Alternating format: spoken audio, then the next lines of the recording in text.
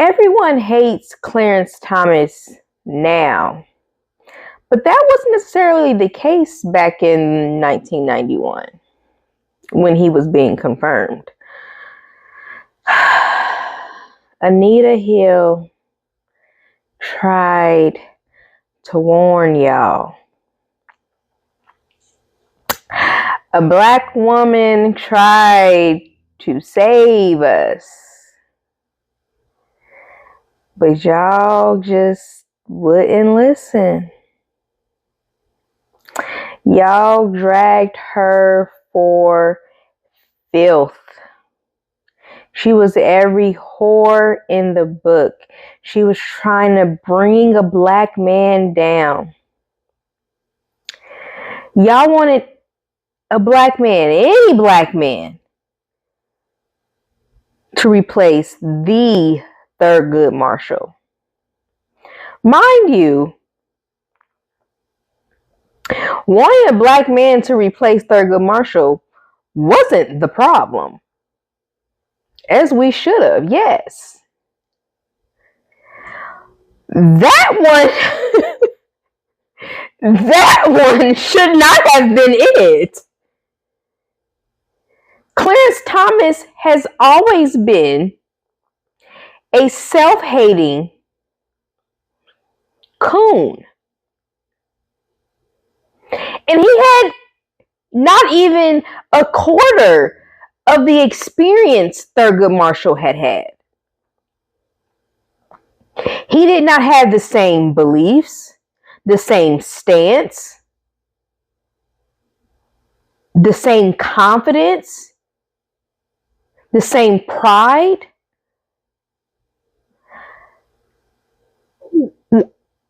Why was that the black man y'all threw y'all weight behind?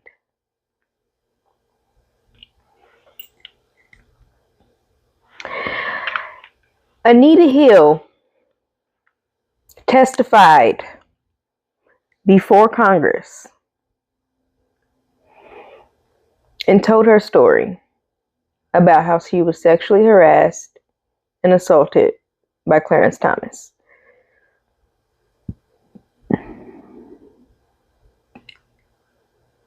And everyone was like, yeah, no. Basically, we don't care. It may or may not have happened. Seems like you kind of wanted it. You couldn't have been that scared considering the circumstances. We really, really need him to be the next Supreme Court justice.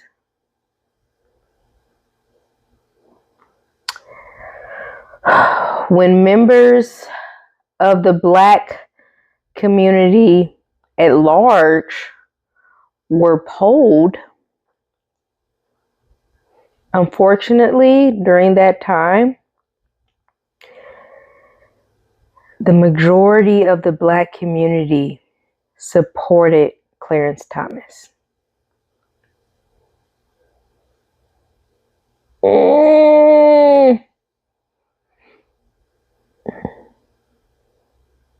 Knowing Anita Hill's story,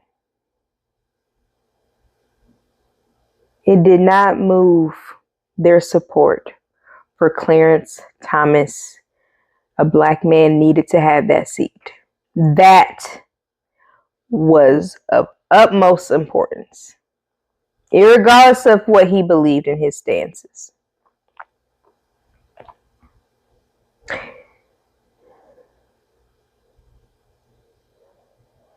That is poetic. Dr. Crenshaw brought that to my attention because I knew there was obviously support for Clarence Thomas. He would not be on the Supreme Court if there was not. I was not aware of how much support within the black community there was for him. The loudest pushback against Clarence Thomas, of course, came from fellow Black feminists like Dr. Crenshaw, Angela Davis, Audre Lorde, and their fellow cohorts. They took out a full-page ad in the New York Times condemning him and showing support, outpouring support to Anita Hill, because she had took hit after hit after hit. She had been dragged through the media by her own people. And who stood by her? The Black feminist.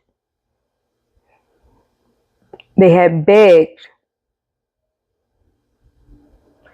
the Judiciary Committee to not confirm him.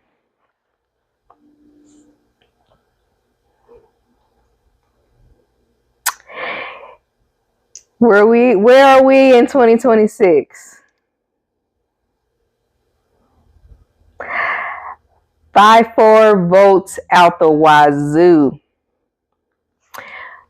No voting rights.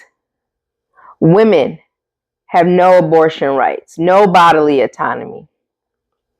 The current sitting president, if that's what y'all want to call him, has full immunity to do whatever he wants to do.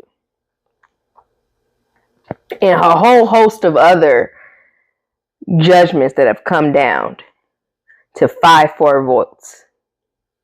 And who is casting that fifth vote? Dr. Crenshaw poignantly pointed out during her conversation. Clarence Thomas.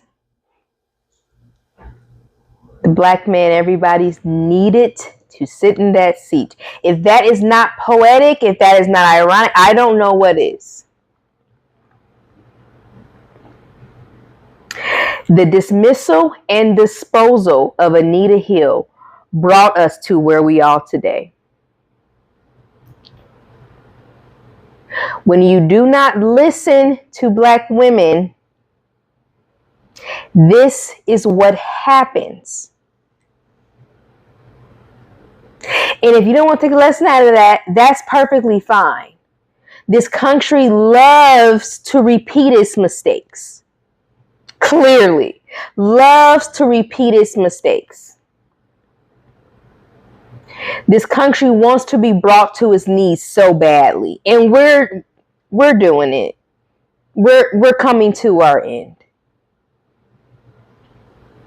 And Clarence Thomas is helping us along. We're fast tracking it, actually. 250 is here. We're actually right on time. What would have been had we listened to Anita Hill with care, not dismissed her, taken heed to her warning, and found a different Black man lawyer? Like, there were others. He wasn't the only one. I know, crazy. What could have been? We may have had a few more rights still.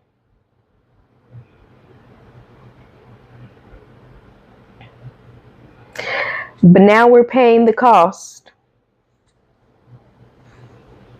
Because Black women are disposable. And until this country does right by Black women, y'all know the rest, because I say it every episode. Until this country does right by Black women, y'all will never know peace. I don't care what your movement is. I don't care what your goals are.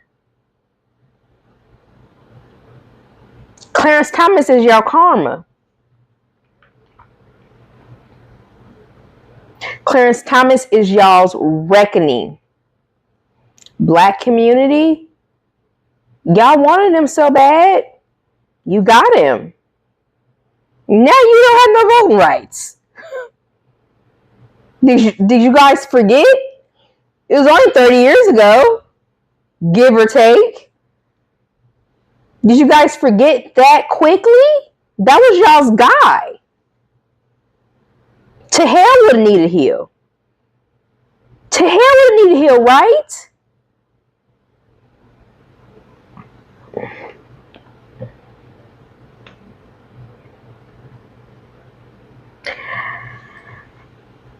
Thank you so much to Dr. Kimberle Crenshaw and all the Black feminists who came before me. She said something so powerful that brought tears to my eyes. She said, when you're doing this work of fighting against systems of oppression, it will get lonely. You will feel crazy, and you will feel like giving up. But she said, take courage. When everyone looks at you like you're doing too much, like you're crazy, like there really is no need for all of this, keep going. And I'm going to keep going. I was thinking the other day, I've been advocating and fighting for this work for almost 10 years. I didn't think about it like that because I've only had this YouTube channel for a year. But I wrote my first paper in graduate school in 2016 on domestic violence and workplace harassment against women. In 2016. That's 10 years. I've been writing and researching and talking ad nauseum. And I'm not going to stop. Somebody's going to listen, even if it's just my mom. Hi, Mom. She watches all my videos. Take courage. Shout out to Anita Hill also, because she never gave up. To this day, she's still teaching and talking and fighting. Black women are so powerful, and I am so proud to be one. Who am I to give up when it's women like that that are still alive and fighting? Who am I to give up? I don't care if I do it alone. I don't care if people think I'm crazy or it's not that big of a deal. Black women are dying. Every 5 hours, actually, a Black woman will be murdered. So until that number changes, you will hear from me.